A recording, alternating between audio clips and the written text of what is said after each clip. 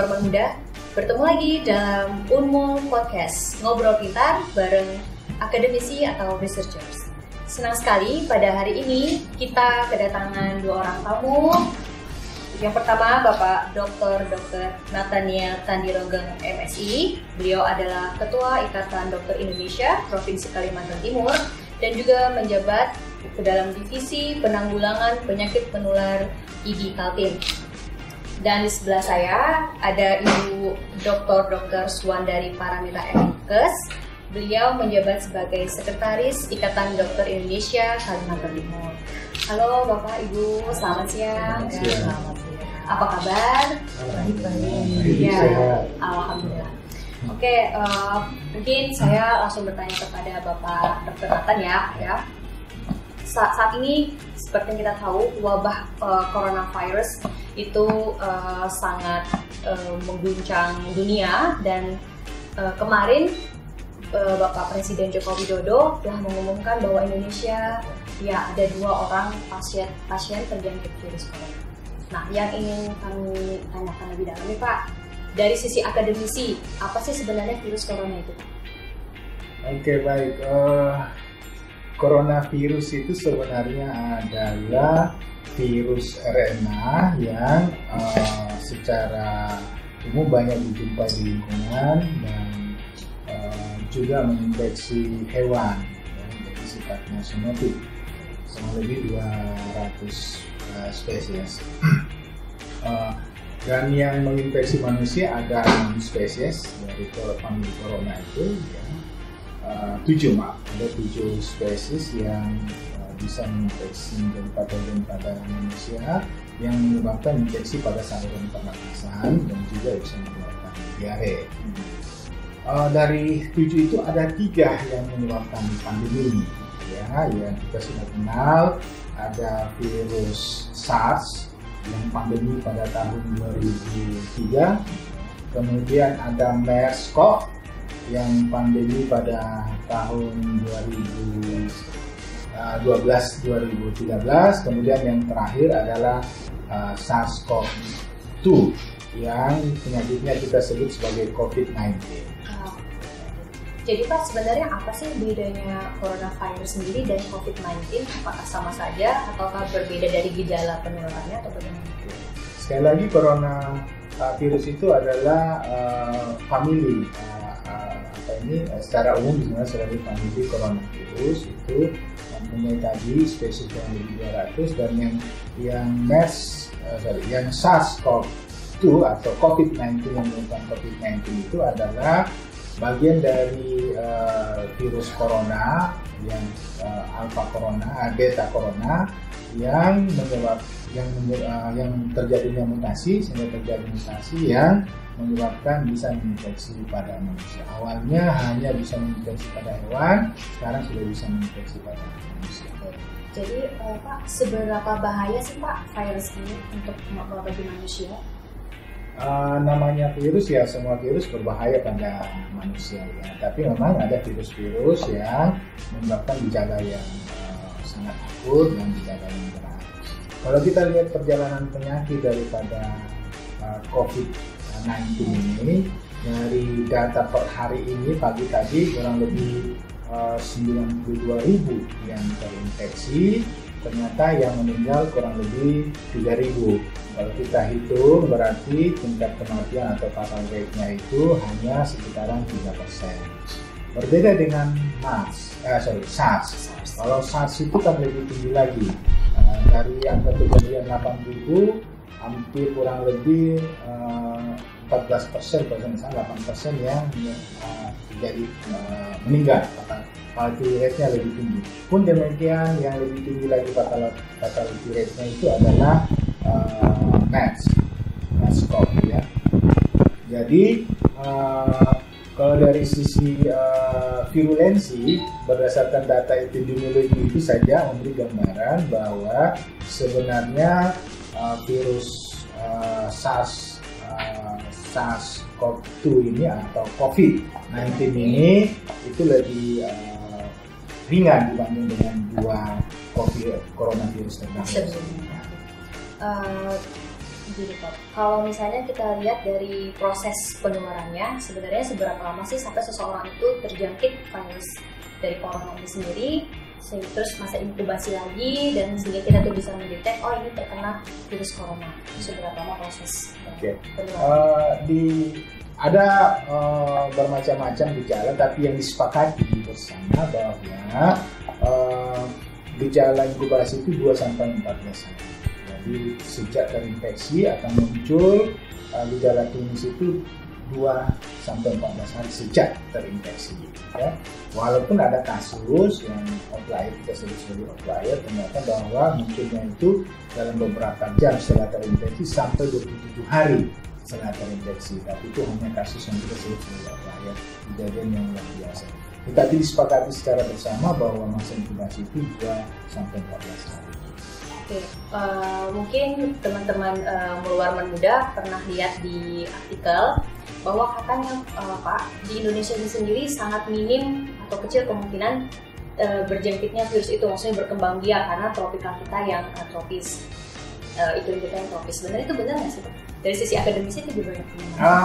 Ini perlu dibuktikan ya, itu boleh saja berhipotesa seperti itu, tapi itu perlu penelitian lebih lanjut. Tapi yang pasti kalau kita berdasarkan data epidemiologi memang menunjukkan pertanyaan sebenarnya, bahwa ketika negara-negara lain sudah terinfeksi begitu masif, ternyata dalam kurun waktu 2 bulan kita baru terinfeksi, terdeteksi, terkonfirmasi setelah pada tanggal 2 Maret 2020. Jadi kurang lebih 2 bulan sejak merebaknya kasus ini baru kita terkonfirmasi.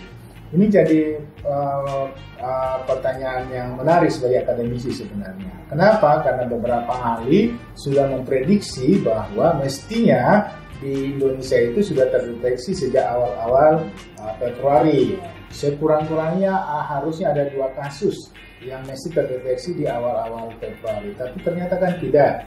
Kita baru terdeteksi setelah Maret, tanggal 2 Maret 2020. Sempat dunia meragukan kita sebenarnya, apakah kemampuan deteksi kita itu sangat rendah sekali. Perlu diberi pemahaman bahwa kemampuan Litbangkes itu sangat luar biasa sekali, punya pengalaman yang luar biasa untuk pemeriksaan virus. Jadi bukan karena kemampuan deteksi kita yang rendah, tidak, tapi memang kita tidak menemukan kasusnya sampai pada tanggal 2 Maret terkonfirmasi. Itu pun juga bukan tertular, riwayatnya tidak tertular dari perjalanan ke Cina atau orang Cina. Itu pun tertularnya dari Malaysia, orang Jepang yang sempat pergi ke Malaysia. Jadi beberapa hoax yang muncul itu memang mestinya harus bisa terbantahkan. Jadi kan dok, untuk coronavirus ini sendiri kan menyerang sistem imun kita, sistem tubuh kita yang lebih rendah. Sekarang kalau kita mencoba dari sisi range age-nya, range usianya, sebenarnya yang paling berdampak besar terkena cepat itu usia berapa sampai berapa? Baik, kalau kita lihat dari data statistik ya, kita bicara data statistik itu umur yang rentan sekali itu umur di atas 60 tahun ya, dan yang mengalami kematian atau lebih berat, lebih parah itu umur-umur di atas 70 tahun sampai 80 tahun. Itu pun yang disertai dengan komorbid, artinya komorbid itu mempunyai penyakit bawaan pada saluran pernapasan.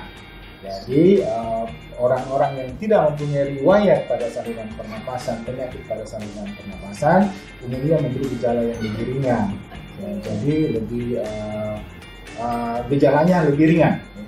Iya, jadi setelah mendengar penjelasan dari dokter, menurut Ibu Iskandar sendiri, bagaimana sih Bu cara melindungi diri dari virus ini? Terutama saya rasa mungkin kita tidak boleh terlalu panik ya Bu ya, dalam menghadapi masalah ini, gimana Bu?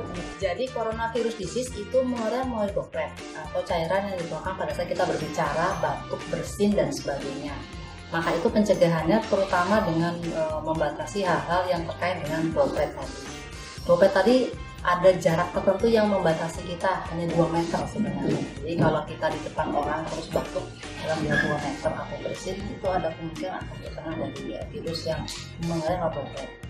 Kemudian selain itu tidak hanya mengusaha langsung, kalau dia dompet dalam 2 meter, maka cairannya itu akan bisa nempel di meja dan sebagainya. Yang jadi masalah kalau kita pegang di sini, pegang sini, terus apa yang terjadi? Tangan kita bengkak, nggak sengaja. Cuma gini nggak sengaja, akhirnya bisa deket masuk ke saluran pernapasan sama saluran pencernaan, kumannya virusnya bisa masuk, timbul gejala dan sebagainya. Karena itu pencegahan yang terbaik justru adalah mencuci tangan. Bukan menggunakan masker ya Bu ya? Justru bukan. Mencuci tangan dengan air dan sabun. Karena virus ini mengandung sebuah selubung protein yang dia kalau kena bahan tertentu seperti deterjen, dia akan rusak dengan cepat. Jadi selama kita mencuci tangan yang baik dan benar selama 60 detik dengan air dan sabun, maka dia akan bisa membunuh virus dari virus. Jadi bukan kita menggunakan masker sebagai tindakan preventif ya Bu? Ya, Masker bagaimana Bu? Masker hanya digunakan untuk orang yang sakit. Kemudian yang kedua adalah untuk tenaga kesehatan seperti kami yang hari-hari berhadapan dengan pasien yang memang berisiko. Jadi kalau sekarang ada banyak hal menimbul masker dan sebagainya, saya kasihan sama teman-teman kami yang bertugas di puskesmas rumah sakit, jadi nggak kebagian masker. Padahal itu berisiko juga. Iya, di depan pasien macam-macam. Untuk di Kalimantan Timur sendiri, Bu dan Bapak, di mana rumah sakit isolasi penanggulangan wabah ini? Silakan Ya, yang pertama rumah sakit rujukan kita ada rumah sakit Wab Sarani, kemudian rumah sakit Joso di Balikpapan.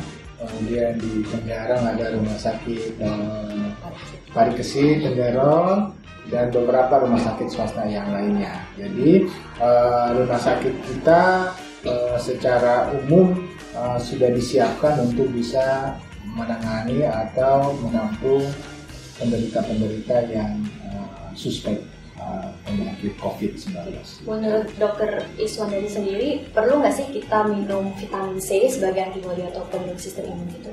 Jadi ada pemberitaan untuk menaikkan daya tahan tubuh. Beberapa berita beredar kita disuruh kembali ke alam. Seperti itu. Ada juga disuruh minum vitamin C dan sebagainya. Sebenarnya sistem daya tahan tubuh kita cukup kompleks. Tidak bisa hanya dengan sekedar minum vitamin C atau minum empon-empon atau minum jahe, kunyit, temulawak saja. Bahwa sistem daya tahan tubuh harus dikaitkan dengan banyak hal.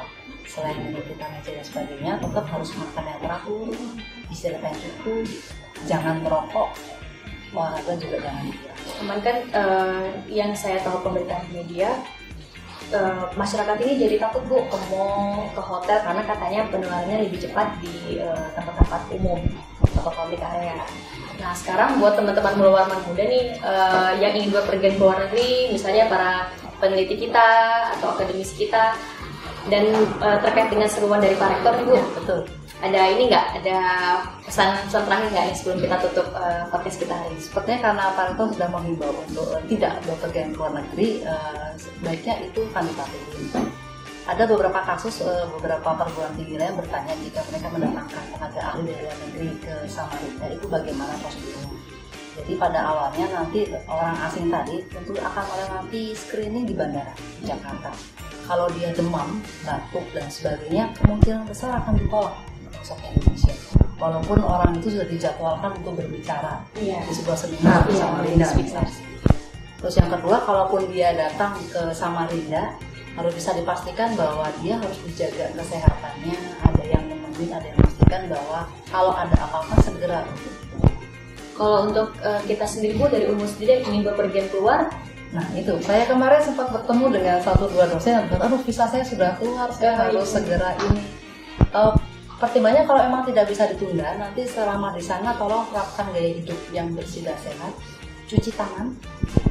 Kalau bisa jangan menyentuh apa-apa, setiap ini cuci tangan, 60 detik pakai air dan sabun dan sebagainya. Nanti sebenarnya aturannya setelah kembali ke Indonesia itu harus mengkarantina 14 hari. Ya, tidak ketemu dengan siapa dan sebagainya. Dan dalam 14 hari tadi kalau timbul gejala, ya selama 14 hari sepulang dari negara COVID, ada batuk, ada pilek, sesak nafas, demam dan sebagainya, segera menghubungi klinik umur atau rumah sakit terdekat untuk lihat lebih lanjut. Oke, terima kasih banyak Bapak Dr. Nandana dan Ibu Dr. Iswandari. Oke, Pemula Warung Muda, sekian dulu podcast kita hari ini, ngobrol seru bareng peneliti akademisi dari Universitas Purwamarang. Sampai ketemu lagi.